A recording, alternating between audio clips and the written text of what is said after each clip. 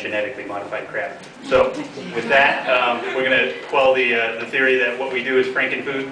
It's actually, I would argue that it's as natural or more natural than 90% of the things you buy at the grocery store. So here we have the tasting of the tasting menu.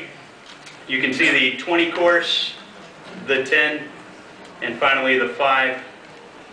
Basically, you order off the menu and then you eat the menu.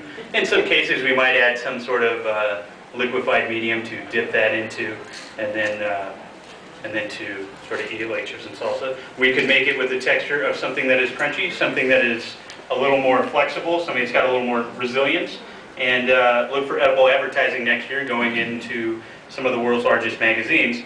So it's not just a cute edible menu, it's something that could change industry. In this case, we're going to change the print advertising world for everyone from credit card companies to car companies and large food manufacturers. So imagine opening up a magazine and then voila, there's an edible, I don't know, American Express card that tastes like something that you're familiar with.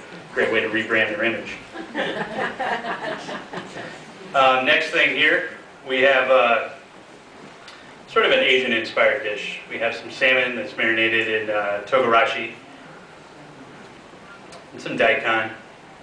There's a little bit of wakame powder in there, some yuba that's been fried, some powdered sesame oil, and we have this fascination with what you can cook and what you can't cook. So if cooking is a transfer of heat or the transfer of energy, anything that you plug at the wall, then liquid nitrogen is the exact opposite of that. So we do a lot with that. We also consult with large Fortune 100 food companies on food processing techniques with liquid nitrogen.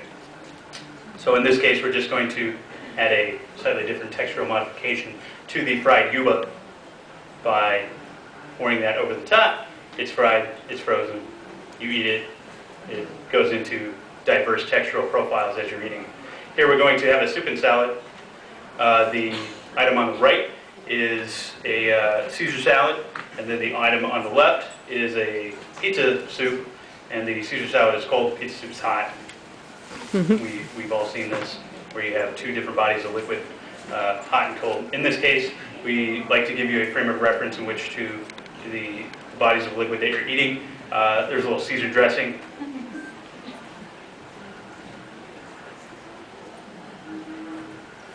And it's funny because sometimes you hear people say that they're inspired by what they used to eat when they were growing up. A lot of times we seem to be inspired by random trips to like Pizza Hut or Taco Bell or whatever the case may be. Sometimes inspiration comes from a very different area. Inspiration might actually come from like an auto mechanic shop. Who knows? We've had really strange inspirations in the past for some of our dishes. Here, the inspiration comes from goat cheese and beets. And here we have some beet puree and goat cheese.